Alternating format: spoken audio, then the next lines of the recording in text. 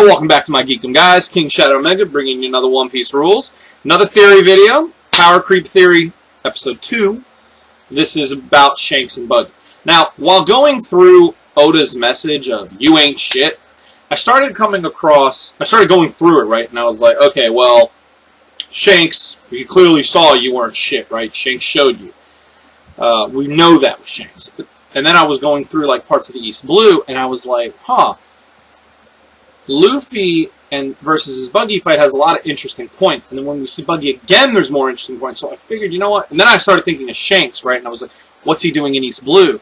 So a whole lot of theories went around in my head. And I was like, you know what? I'm going to do a separate video for them. I'm not going to talk about them in the first one. So that's what this is now. So the question is, how strong is Shanks? Okay, well, currently, that's a pretty easy answer. He's about as strong as Whitebeard, give or take. Not as strong as Kaido. He's a Yonko, so they're all probably around the same strength, give or take. Who knows? One might be stronger than the other, one might be weaker than the other. Okay, yeah, but he's about that strong, at least now. So, then you think about Shanks in terms of where the story was. So 25 years ago, right?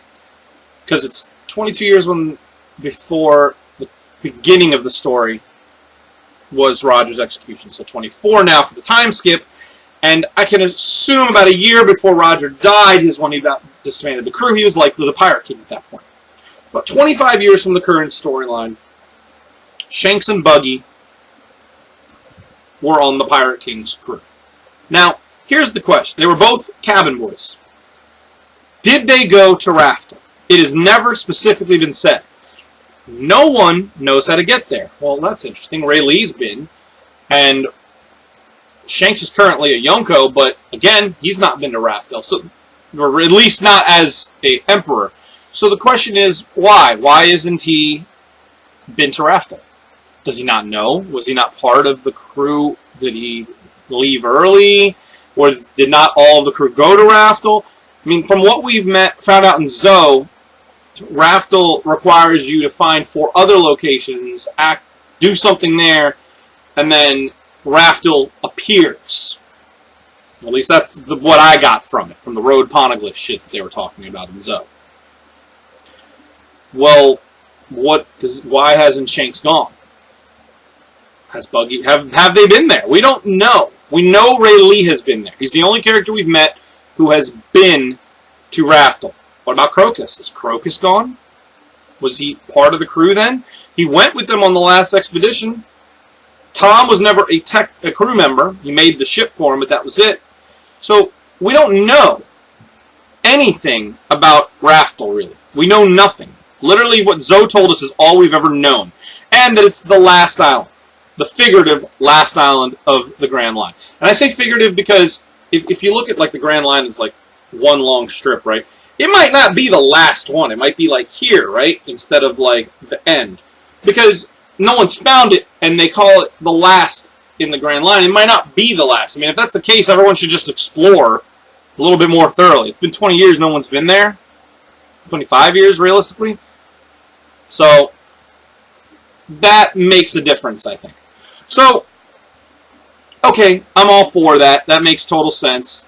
But that was 25 years ago. So the crew got disbanded. Roger got executed. Okay.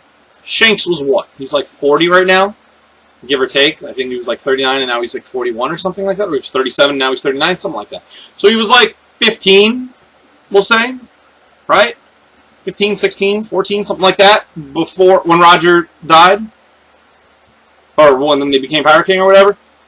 So, he had made a name for himself in the Grand Line. We know this because 10 years before the story starts, 12 years now, he met Luffy. And that would have made him, what, late 20s. So he would have been a pirate by that point. So what was he doing in East Blue? That's what the real question is. What was he doing there? People are like, oh, making a baby with Makino. Yeah, well, I'm pretty sure he didn't have a fortune teller tell him, hey, if you want to make babies, go find that bitch in East Blue at a random bar. I'm pretty sure that's not what happened. So, that's not why he was there. Did he lose? See, it's an interesting thing if you think about why was he there. Some people say, oh, he was finding crewmates, like Yasopp, and although he's never even met Yasopp, Yasopp at that point, he was a newer member of the crew, from what I recall, because Luffy was 7 and he was talking about his son Usopp, and he had to leave when he was very young. So about 5 years, 6 years maybe that he's been on Shanks' crew. Okay, sure, I'm all for that. All that makes sense. But how strong was Shanks at this point? Now, we know, see, here's where the issue comes. How strong was he? That monster bit off his arm. Well, seeing of what we've seen recently in the show, that wouldn't happen where we currently are. Like, maybe to Nami or Usopp, but it sure as fuck wouldn't have happened to Luffy, Zoro, or Sanji. I mean, that would not have happened. So why did it happen to Shanks?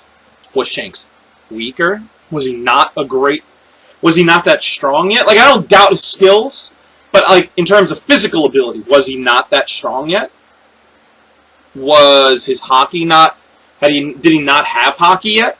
Did he unlock it, saving Luffy? Well, these are all good theories, and they make more sense for when the fact that he lost an arm, and he really shouldn't have lost an arm, right? But then when you think about what's been told, it's like, well, he fought Blackbeard, who we know has been on Whitebeard's ship for 20 years, so that means he was in the Grand Line fighting Blackbeard. He had the scar. Okay? So he fought Blackbeard in the New World, which means he was a New World pirate. Was he Yonko? Probably not.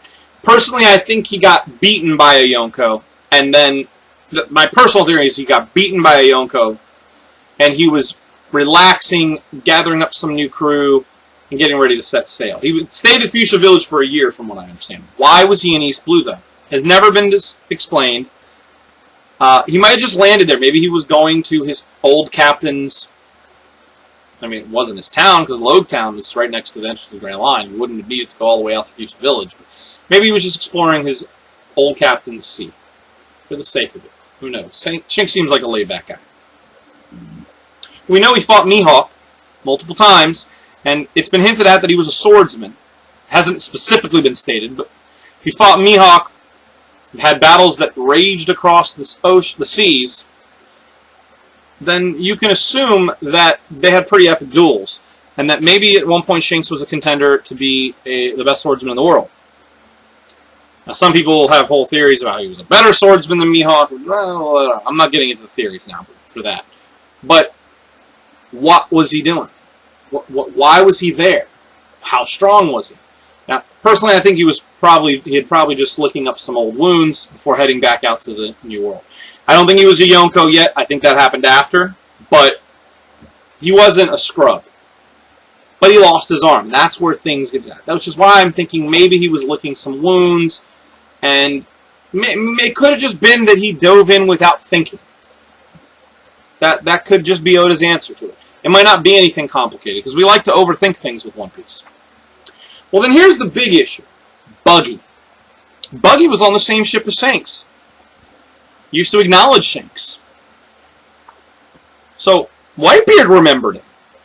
I mean, he couldn't have just been a nobody. Now, people are like to think he is. Now, here's the issue. I know some people will have, Buggy's just a clown. He just, no pun intended. He's a joke. He's stealing the limelight. He's not strong at all. I beg to differ. And here's why. Buggy, when Luffy fights him, right, out of everyone he fights, he doesn't actually beat Buggy. Okay? First of all, Nami ties up his arms and legs when he chops out, right? She ties up his arms and legs, and then when he makes a small body, Luffy hits him with bazooka. They're like, yeah, he won. Oh, did he? Because where'd he go? He flew to another island. Didn't die from it. He flew to another island and didn't die. Like, I want you to process that. What kind of velocity you have to get hit by. First of all, how hard you had to get hit to get sent that far. Which, I'm letting you know right now, to get sent that far, you had to have been hit way harder than the impact of your landing. And you know how hard the impact of his landing would have had to have been. That's how hard he got hit. I mean, I'm just telling you that from a physics standpoint, because when air resistance and shit would have slowed you down from your initial speed that you got sent out at. Landed on an island. Okay. Everyone's like, oh, he got beaten by... Well, who did he get beaten by? Luffy? Okay, well, he didn't really get beaten. He just got sent to a different island. Found his legs and arms and shit. Then Smoker captures him, right? But he doesn't capture him. Somehow he gets out. Smoker's a Logia. Okay, Logias are kind of busted. So he doesn't really know hockey. That's fine. But that doesn't mean he's a weakling. See, that's the key. And this is the proof. He actually might be stronger than Luffy. Or at least in some ways, right? So, he was in Impel Down. But he escaped. Anyone ever escape from Impel Down? No. He was going to, though. He was doing pretty good. No, people were looking for him. They couldn't find him. Now, sure, he can't technically fly, but that doesn't mean shit. So, you might be wondering what exactly it means when I say he's not that as weak as you might think. And I want you to understand that I'm not just talking on my ass. There's actually some theory behind this, a lot of theory. First and foremost, do you all remember what happened when Aokuji fought the crew? Oh, let me explain something. Aokuji froze Robin, and she froze Luffy, and he froze Luffy. Robin was out for 4 days, Luffy for 1. But when Luffy was frozen, he had to sleep through the rest of the night. He was healed, he was back on his feet. Robin was out for 4 days. Okay? Robin had a bounty of 79 million. 80 million after that. But my point is, and she was strong. Robin's not a weakling.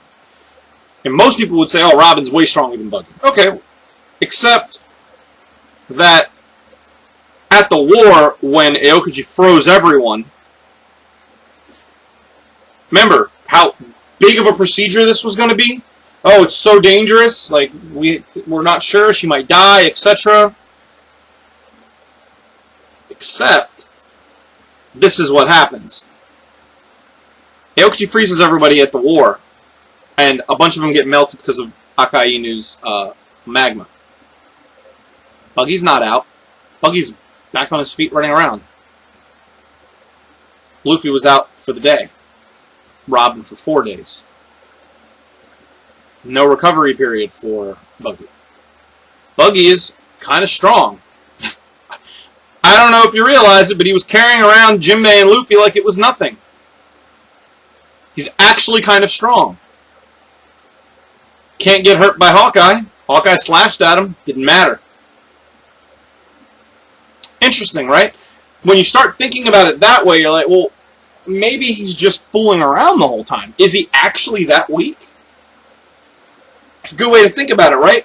Because when you place it in terms of that, it actually makes a lot more sense now. I mean, he's got connections to really powerful people. He was in the New World before. He's currently in the New World now. Is he really as big of a scrub as we all thought? Just a way to little think about it. And I figured it'd be a good topic to talk about Buggy and Shanks. And let me know what you guys think in the comments below. I want to know if I'm like, everyone's like, no, you're just crazy. Buggy's just a weakling. Like, that's fine if you guys think that. This is my second of the 3 Power Creep videos. The third one will be out after this one. That'll be about the Admirals and the Yonko. Let me know what you guys think. Please leave a comment, like, subscribe as always. Follow me on Twitter. And guys, I will catch you in another video. This has been King Shadow Mega, signing off.